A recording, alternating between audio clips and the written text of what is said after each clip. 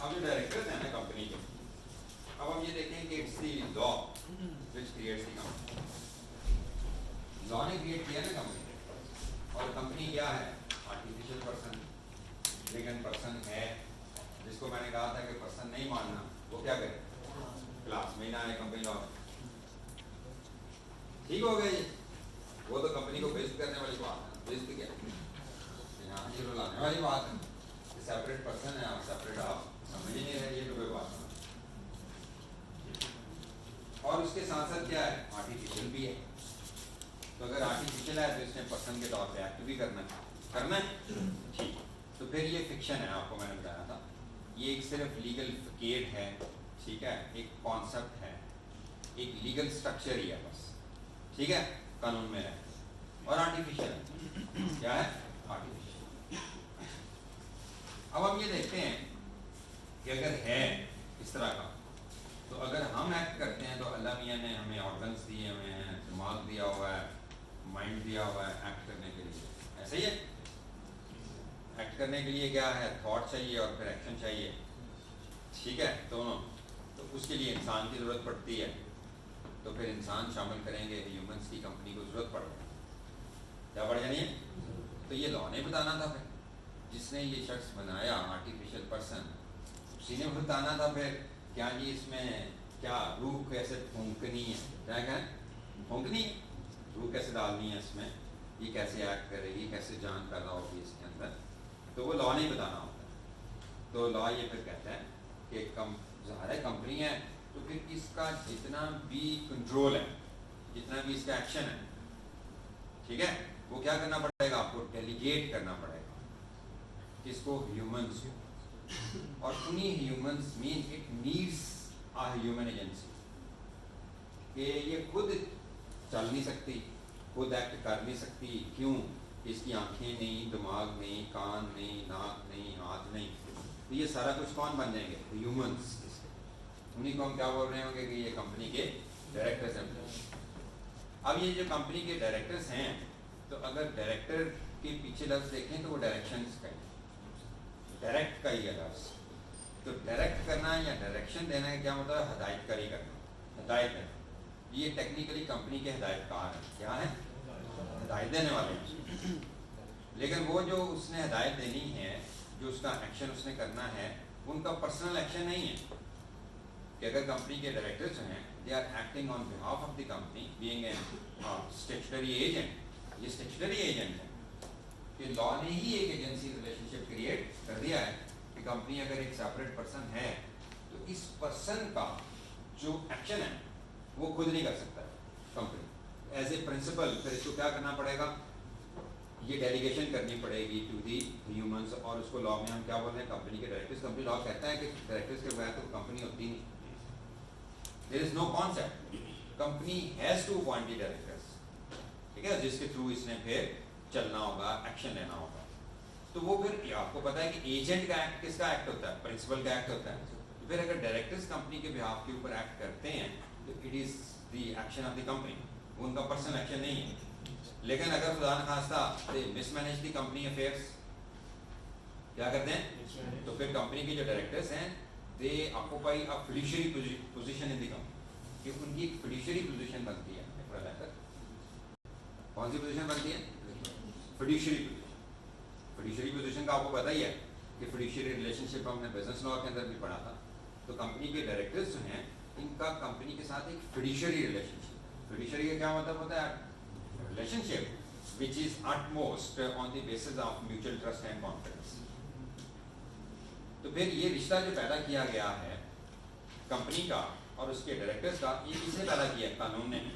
और डायरेक्टर आप किसी को जबरदस्ती तो नहीं बना सकते। क्या हम ये बोलें कि हाँ जी एक कॉन्फिडेंस देता है क्या और एक कॉन्फिडेंस लेता है? मसला ये हो कि हाँ जी मैं कॉन्फिडेंस अगर रीपोज करता हूँ फरदीन में, तो फरदीन शुड एक्सेप्ट है कि जब तक वो उस मेरे कॉन्फिडेंस को एक्सेप्ट नहीं करेगा, उस वक्त तक रिलेशन पैदा नहीं होगा फिड्यूशियरी, कि मैं इसको भरोसा दूँ और ये मेरे इस भरोसे को क्या एक्सेप्ट भी करे, मान भी ले, क्या करे? मान लीजिए। तो फिर कंपनी के जो डायरेक्टर्स होते हैं वो कंपनी को क्या देते हैं? कॉन्फिडेंस। तो लेकिन ऑब्वियसली कंपनी उन पर कॉन्फिडेंस रखती है, फिर वो एक्सेप्ट करते हैं कि अगर कंपनी कहती है कि हमारे डायरेक्टर बनना है, क्या बनना है, डायरेक्टर बनना है, तो वो एक्सेप्ट करेगा, कंसेंट देगा इसके ऊपर, तो उसको आप डायरेक्टर बनाएंगे, क्योंकि कॉन्फिडेंस आपने क्या करना है, एक्सेप्ट भी तो करना है, क्या ये रिलेशनशिप बन जाना है फिर आपका क्या, म्यूचुअल ट्रस्ट एंड कॉन्फिडेंस का।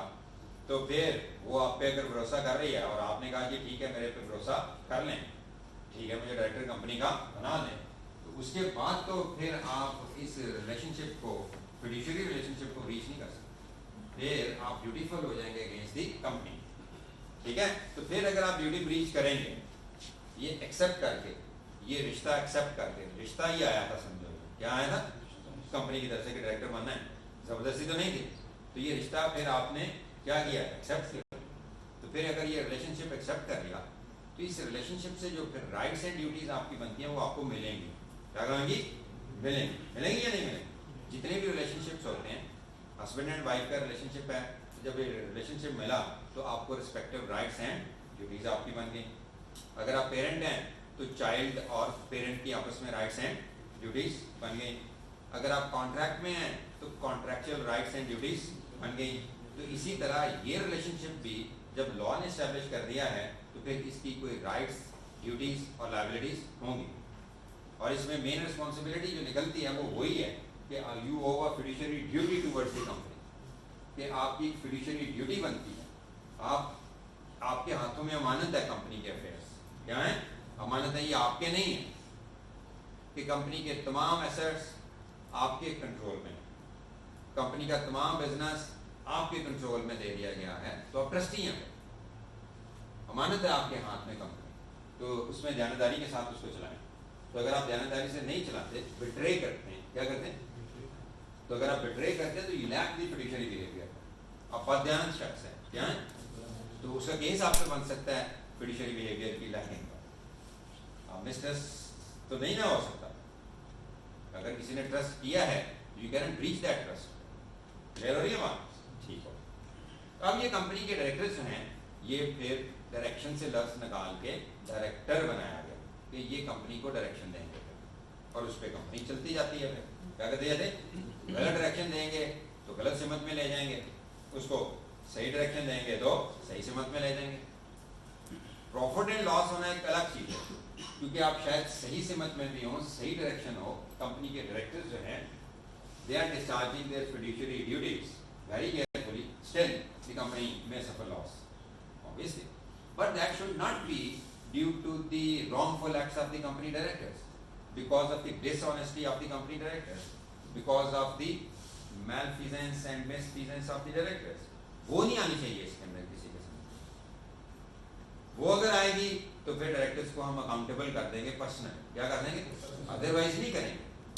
तो कहीं कहीं पे लॉ भूलेगा आपको किसी ब्रीचेस के अंदर कि हाँ जी कंपनी के जो डायरेक्टर्स होंगे they will be personally liable, उनको भी personally penalise under the company law किया जा सकता है, या उनको रिमूव भी किया जा सकता है, ठीक है।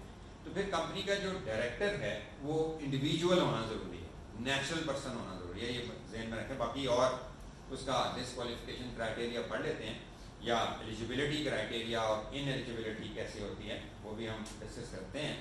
लेकिन एक चीज़ तो ध्यान में रखें कि जो कंपनी का डायरेक्टर है वो नेचुरल पर्सन होना ज़रूरी है। अगर हम कहें कि हाँ जी एक कंपनी की दूसरी कंपनी डायरेक्टर हो सकती है, तो आपने कहना नहीं, क्यों, कि कंपनी इटसेल्फ जो है उसको ह्यूमन की ज़रूरत है, तो फिर खुद ह्यूमन के तौर पे कैसे कर सकते हैं कहीं का, ठीक है। तो फिर एक कंपनी दूसरी कंपनी की स्टैंड बाई डायरेक्टर क्या नहीं हो सकती, डायरेक्टर नहीं हो सकती, पर शेयर होल्डर हो सकती है, मेंबर हो सकती है, बिकॉज वो एक ओनरशिप का कॉन्सेप्ट है, वो इस चीज़ का एक्शन का कॉन्सेप्ट नहीं है, डायरेक्शन का, उसके लिए ह्यूमन चाहिए, क्या चाहिए, ह्यूमन। तो फिर a company may be the member share holder of another company, but a company can not be A director of another company इन पाकिस्तान। कि अगर हम कहें कि पाकिस्तान के अंदर ऐसा होता है, बिल्कुल ऐसा यहाँ लॉ में ऐसी कोई गुंजाइश नहीं है, क्लियर हो गया।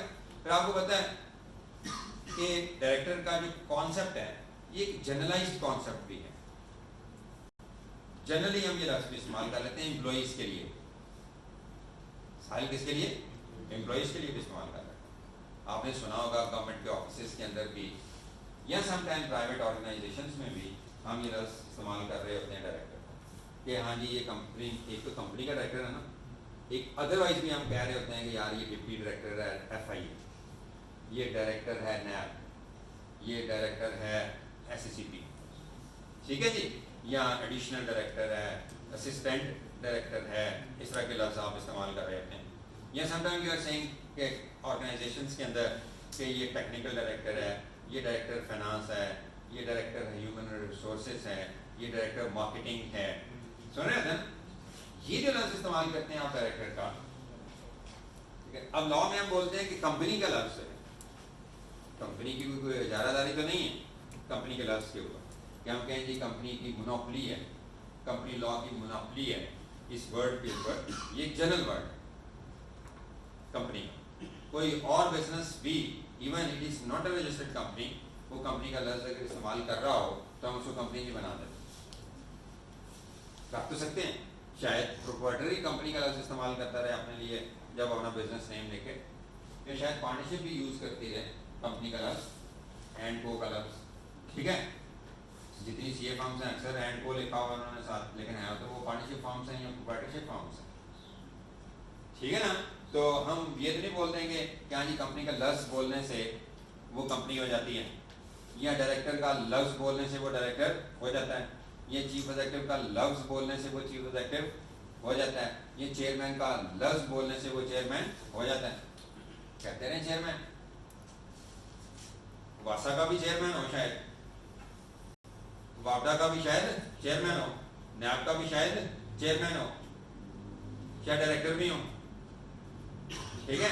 हम तो जो डायरेक्टर बोल रहे हैं, या आपके गली महल्ले में दुकान में भी शायद हम ने लिखा हो लिख के डायरेक्टर या चीफ एग्जीक्यूटिव दुकान डाल के सामने बाहर, कोई फर्क नहीं पड़ता। या रिक्शे वाले भी उस दिन मैं आपको कह रहा था कि पीछे लिखा हो क्या डायरेक्टर या चेयरमैन या चीफ एग्जीक्यूटिव, या आपको वैसे ही गांव में कहते होंगे हाँ जी कभी गुजर रहा होता, हाँ जी चेयरमैन किधर जा रहे हो, तो उससे कोई फर्क नहीं पड़ता। क्या हम ये कहेंगे चेयरमैन हो गए? हमने ये कहना है चेयरमैन भी वही है जो कंपनी है, और कंपनी कौन सी है? जो अंडर कंपनी एक्ट बनी, बात खत्म हो गई। फिर जब ये लफ्ज़ बोलेंगे तो with reference to a company ही बोल रहे होंगे हम, कंपनी लॉ। डायरेक्टर का लफ्ज़ भी जब बोल रहे होंगे तो विद रेफरेंस टू कंपनी ही बोल रहे होंगे, चीफ एग्जीक्यूटिव का भी लफ्ज़ बोल रहे होंगे तो विद रेफरेंस, मैं भी शायद इधर इस कॉलेज का डायरेक्टर हूँ, अंडर द कंपनी लॉ बात करें ना, या मैं कहूँ मैं chief executive under the company law बात करें ना, because it is not a company, तो फिर कंपनी के लिए इस लफ्ज़ का वो मीनिंग कंस्ट्रू तो नहीं हो सकता। कौन सा? चीफ एग्जीक्यूटिव वाला या डायरेक्टर वाला? वो तो कंपनी पहले होगी, फिर उसको उसके कानून के मुताबिक अपॉइंट किया जाएगा या इलेक्ट किया जाएगा, नॉमिनेट किया जाएगा, तो तभी वो बनेगा, नहीं तो नहीं बनेगा, ठीक है। तो फिर जो कंपनी का डायरेक्टर है वो कंपनी लॉ के मुताबिक, क्या कंपनी लॉ, पहले कंपनी होगी एक, कंपनी लॉ के मुताबिक उसकी अपॉइंटमेंट हुई होगी, तो उसको हम डायरेक्टर बोल रहे होंगे, ठीक है। एम्प्लॉइज जो हैं, समटाइम सीनियर एम्प्लॉइज हैं कंपनी के अंदर भी, जैसे डायरेक्टर फाइनेंस की बात कर रहे हैं हम, तो उसका हरगिज़ ये मतलब नहीं हो जाएगा कि वो शायद बोर्ड का पार्ट है, वो बोर्ड ऑफ डायरेक्टर्स का पार्ट है, वो उस पैनल पे शायद ना हो, उस बोर्ड के ऊपर वो ना हो। तो बोर्ड मैंने क्या कहा था कि बोर्ड एक डायरेक्टर्स की बॉडी है, कि अगर डायरेक्टर्स को कलेक्टिवली कॉल करना हो तो you call it as board, और लेकिन बोर्ड जब हम बोलते हैं लफ्ज़ तो एक पैनल को बोलते हैं, एक सेपरेट बॉडी बना के, वो कंपनी बना के नहीं, मीन डायरेक्टर्स कलेक्टिवली एक्ट करना, वो एज ए बॉडी के तौर पे एक्ट करेंगे, तो उसको हम बोलते हैं कि ये बोर्ड है, ये क्या है, वो इंडिपेंडेंट डिसीजंस ले सकता है। तो डायरेक्टर्स जो हैं दे आर स्टूवर्ड्स, क्या है? स्टूवर्ड्स, स्टूवर्ड्स का लफ्ज़ सुना हुआ है बच्चों ने? तो स्टूवर्ड का मतलब होता है इंडिपेंडेंट होना, खुद अपने फैसले करना, किसी से पूछ के नहीं, डायरेक्शन लेके नहीं। मीन लॉ ने उनको बता दिया कि उनकी ड्यूटीज ये हैं, लॉ ने बता दिया कि उनकी पास ये हैं, तो वो लॉ के मुताबिक अपनी पास जो हैं वो एक्सरसाइज फिर करेंगे, फिर आप उसमें इंटरफियर नहीं करेंगे। क्यों? कि दे आर स्टूवर्ड्स, वो अपने फैसले खुद कर सकते हैं। कि अगर एक शिप का स्टूवर्ड है तो अब वो किसी से पूछता तो नहीं, उसको स्टूवर्ड बना दिया तो वो मीन शिप का पूरा निज़ाम उसके पास फिर है, ठीक है। तो इसी तरह अगर आपने डायरेक्टर्स बना दिया लोगों को, तो कंपनी का निज़ाम फिर उनके पास होगा, फिर बाद में आपने उनकी क्या मीन इंटरवेंशन नहीं करनी, ऐसे करो ऐसे करो ऐसे करो ऐसे करो ऐसे करो। जब आपने डायरेक्टर कर दिया तो यूजुअली फिर डायरेक्टर बिजनेस को मैनेज करते हैं, तो बिजनेस से रिलेटेड सारे फैसले वो करेंगे। फिर उनको ये ना कहो कि मीन ये ऐसे करो शेयर होल्डर के हैं, ये ऐसे करो, ये तू भाई ना पॉइंट ही ना कर, ये तो कोई बात नहीं, फिर डेलीगेशन हुई नहीं।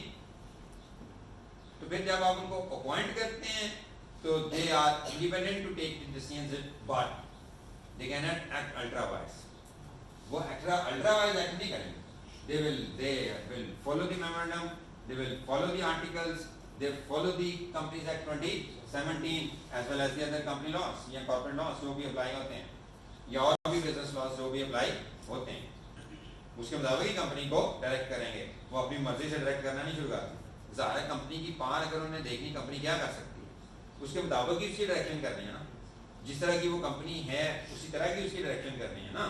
हमने ये तो नहीं कह देना कि हाँ जी नॉट फॉर प्रॉफिट की डायरेक्शन और फॉर प्रॉफिट की डायरेक्शन, फिर वो नॉट फॉर प्रॉफिट है वो उस डायरेक्शन पे लेके चले, और फॉर प्रॉफिट है तो इसको उस डायरेक्शन पे लेके चले। जो बिजनेस आपने लिखा है बस उसी डायरेक्शन पे चलें, सारे एक्सपेंसेस उसी के लिए करें, सारी इन्वेस्टमेंट्स उसी के लिए करें, सारी पेमेंट्स उसी के लिए करें, कुछ और ना करें, क्योंकि कंपनी के इख्तियार में नहीं है और कुछ करना। तो फिर कंपनी की पार कहां से निकलनी है, उसी पार को तो डायरेक्टर्स ने फिर क्या करना है, एक्सरसाइज करना है। तो वो पार कहां से ड्राइव करते हैं, the directors drive their powers by law, memorandum, articles, ठीक है ना, वहां से वो फिर उसके मुताबिक ही कंपनी को चलाते हैं। वो ओवरलैप नहीं करते कि हम ये कहें कि अपनी मर्जी कर रहे हैं, स्टूवर्ड का मतलब ये होता है अपनी मर्जी कर रहे हैं। लेकिन यार जब उनको कह दिया कि हाँ जी बिजनेस आपके कंट्रोल में है, तो वो है फिर उनको तो ना बताओ सेल ऐसे होती है, परचेज ऐसे होती है, इन्वेस्टमेंट्स ऐसे होती हैं, ये कॉन्ट्रैक्ट्स ऐसे होते हैं, ये करने हैं ये नहीं करने। वो कारोबार से मुतल्लिक टेक्सटाइल का बिजनेस है, टेक्सटाइल से मुतल्लिक जो मर्जी करते रहेंगे। फिर वो साबित तो ये करो ना कि फ्रॉडिये हैं, वो साबित तो ये करो ना कि नेग्लिजेंट है। फ्रॉडिये नेग्लिजेंट है तो उनको आप निकाल सकते हो, रिमूव भी कर सकते हो। तो कंपनी के जो डायरेक्टर्स होते हैं they are appointed by shareholders, कि कंपनी के शेयर होल्डर्स हैं, they generally appoint the company directors and they elect the company directors. कि कंपनी के डायरेक्टर्स को अपॉइंट करने वाले वो होते हैं, because they are managing the money of the shareholders by using the medium of the company. Company का एक मीडियम यूज करके, कंपनी का एक मॉडल इस्तेमाल करके, कंपनी का एक इंफ्रास्ट्रक्चर यूज करके, कंपनी का एक कॉन्सेप्ट यूज करके they are managing the money, ठीक है ना। तो they are also their agents, ये उनके एजेंट्स भी हैं, क्योंकि ये उनका पैसा नहीं है, पैसा किसी और का है, ठीक है। जो उनको मैंडेट दिया गया है, मैंडेट कैसे मिलेगा उनको, कंपनी की फॉर्म में जिस तरह बनाई गई है वो बॉडी, वो स्ट्रक्चर, उसके मुताबिक आप उसको चलाओ, ठीक है। तो फिर क्या हम कहेंगे कि हाँ जी कंपनी के डायरेक्टर्स हैं, they are acting within their powers, otherwise क्या, and as per the law. Otherwise क्या हो सकता है कि कंपनी के डायरेक्टर्स को आप लॉ में फिक्स भी कर सकते हो, because they are not discharging their duties as per the law, as per the memorandum, या they may be otherwise negligent, because all their actions should be in the larger interest of the company. They should avoid their conflicts with the company even. कि company के साथ अगर उनके conflicting interest हैं तो they have to avoid those interests. Conflicting interest कौन से होते हैं कि एक interest लिश्वा किसका होता है, कंपनी को। तो कंपनी के इंटरेस्ट को प्रोटेक्ट करने के लिए उनको खाना खराबों को आपने अपॉइंट किया हुआ है, इलेक्ट किया हुआ है। अपने इंटरेस्ट को प्रोटेक्ट करने के लिए तो नहीं है, because they can find some opportunities there, कि वो बहुत सारी अपॉर्चुनिटीज ऐसी वहां उनको मिल सकती हैं, ठीक है ना, कि जहां वो अपना पर्सनल बेनिफिट बना ले, पर्सनल गेन बना ले, गलत है। तो इंटरेस्ट जो होते हैं कॉन्फ्लिक्ट करने का क्या मतलब है, टकराते हैं। क्या होते हैं, टकराते हैं इंटरेस्ट। एक तरफ कंपनी के इंटरेस्ट होते हैं, एक तरफ उनके अपने इंटरेस्ट भी आ सकते हैं सामने। तो उनको किसके इंटरेस्ट को प्रोटेक्ट करना है, कंपनी के इंटरेस्ट, अपने इंटरेस्ट को प्रोटेक्ट नहीं करना। तो अगर अपने इंटरेस्ट को प्रोटेक्ट करेंगे तो लैक दैट फिडुशियरी बिहेवियर, कि वो फिडुशियरी बिहेवियर फिर उनके अंदर लैक करता है, बेईमान लोग हैं फिर तो वो, they are breaching the trust which you have reposed, कि वो मीन सीक्रेटली पैसे बनाते रहे, सीक्रेटली कंपनीज की अपॉर्चुनिटीज को इस्तेमाल करके कोई गेन कमाते रहे। ये तो कोई बात नहीं होती। या कोई ट्रांजैक्शन करने लगे हैं, उसमें आपका कनेक्शन है, क्या है, कनेक्शन है, तो डिस्क्लोज करें अपने इंटरेस्ट जितने भी हैं, फिर आगे फैसला होने दें और आप साइड पे हो। क्योंकि अगर आप इंटरेस्टेड निकल आते हैं तो कॉन्फ्लिक्ट्स को बचाना है ना, हमें क्या करना है, वो कॉन्फ्लिक्ट्स को इसलिए टकराते हैं तो चिंगारियां निकलती हैं। ये ऐसे ही है जैसे दो आग के शोले पत्थर टकराए, शोले निकलते हैं ना, आग बढ़ती, तो उससे बचाएं ना उस आग से, किसको, कंपनी को। वो आग कैसे निकलेगी, वो आग ऐसे निकलनी है, ठीक है। कि आपका अगर इंटरेस्ट है कि सपोज शायद आपकी बुक के अंदर भी एग्जांपल हो, तो मेरा इंटरेस्ट क्या हो सकता है कि यार जिससे कंपनी को अरेंजमेंट कर रही है, कोई बिजनेस कर रही है, तो वहाँ मेरा भी कोई तल्लक है, क्या है, मेरा भी रिलेशनशिप है, मेरा कोई भी डायरेक्टली इनडायरेक्टली रिलेशनशिप हो सकता है, शायद वहाँ मेरी पार्टनरशिप हो, शायद मेरी वहाँ रिश्तेदारी हो, शायद वो मेरे बेटे का कारोबार हो, नहीं हो सकता मेरे इंटरेस्ट, तो फिर पता चलना चाहिए, इस कनेक्शन का पता चलना चाहिए। अदरवाइज तो आपके ऊपर सीधा सीधा ये एलिगेशन लगा दिया जाएगा, चाहे आपने बेनिफिट लिया या नहीं लिया, कि भाईजान फिर की कर रहे थे, वो फर्म जो थी जिसके साथ आप डील कर रहे थे, कॉन्ट्रैक्ट्स कंपनी कर रही थी, आप बोले ही नहीं, वहां तो साला था आपका पार्टनर, या वो बिजनेस आपके साले का था, तो फिर साला बचा ले ना तुम, फिर तो उंगलियां उठेंगी आप पे या नहीं उठेंगी, तो बचाएं ना इसको। क्यों, एक अच्छा फर्ज करेंगे, एक बायर होता है, एक सेलर होता है, बायर का क्या इंटरेस्ट होता है, कम कीमत, सेलर का क्या इंटरेस्ट होता है, ज्यादा कीमत, ये दो इंटरेस्ट डिफरेंट है ना, फिर यही है ना। फिर अब ये दोनों इंटरेस्ट अगर मेरे ही हो जाए, कि मैं बायर भी हो जाऊं, मैं सेलर भी हो जाऊं इनडायरेक्टली, हो सकता है, तो ये फिर आपस में टकराएंगे, चिंगारियां निकलेंगी। कैसे, कि फर्ज करें कि कोई प्रॉपर्टी है जो कंपनी ने बाय करनी, और वो प्रॉपर्टी किसकी है, चलो मीन आपकी उस्तादनी की है, और मैं कहीं कंपनी में डायरेक्टर हूं, मैं कहीं ए लिमिटेड में डायरेक्टर हूं, और एक प्रॉपर्टी है, वो किसकी है, मेरी मिसेस की है।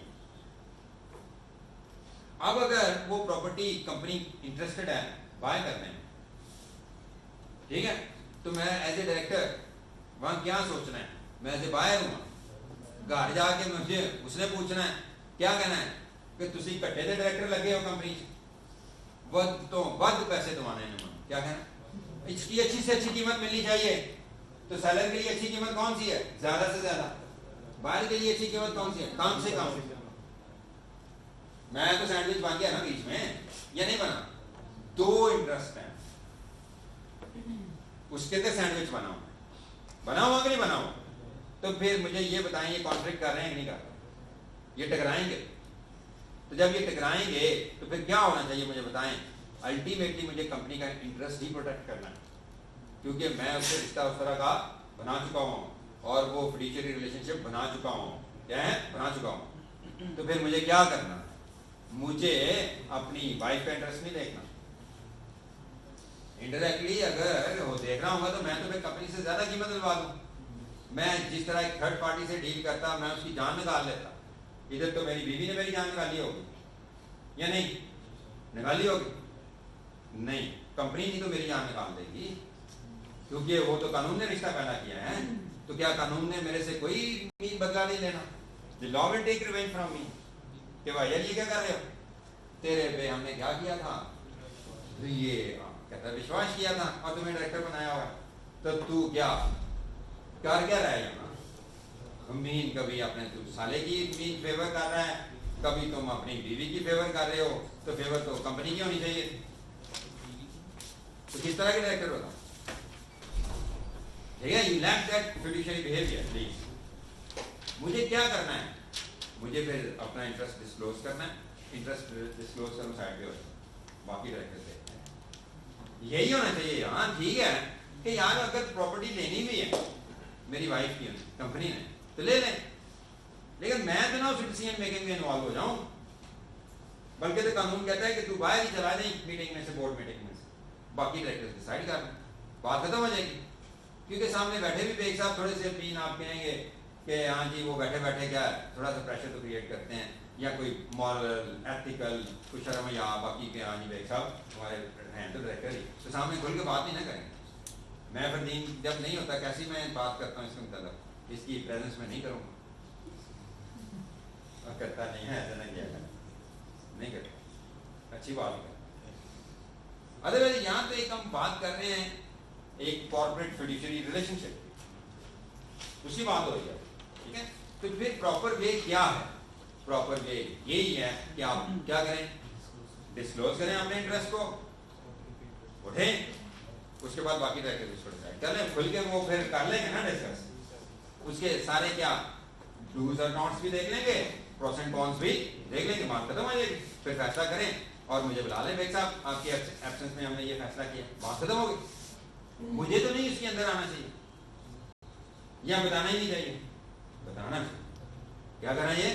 बताना चाहिए। और बताने के बाद मुझे क्या करना चाहिए? वर्ड भी करना चाहिए उस डिसीजन मेकिंग में इन्वॉल्व होने से, क्योंकि अगर उसके ऊपर मैं वोट डालूं तो उस मेरे वोट का क्या फायदा? उस रेजोल्यूशन की फेवर में मैं वोट करूंगा तो क्या फायदा? ठीक है ना? क्यों? तो वहां तो मेरा इंटरेस्ट है, नहीं होना चाहिए ऐसा।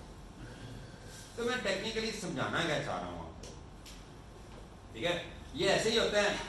अब छोड़ो, फिर बात करेंगे, टाइम शॉर्ट हो जाएगा, जुमा भी है कि मीन के मैं समझाना ये चाह रहा था कि कंपनी के डायरेक्टर्स जो होते हैं, क्या है, कौन है, इनका रोल क्या है कंपनी, इनकी पोजीशन क्या है कंपनी के अंदर, किस तरह की होती है, क्यों होते हैं, क्या है, क्यों, मैं ये समझाना चाह रहा था। बाकी बातें मैं कल देख लेंगे, सैटरडे है, कल तो पूरे 9 बजे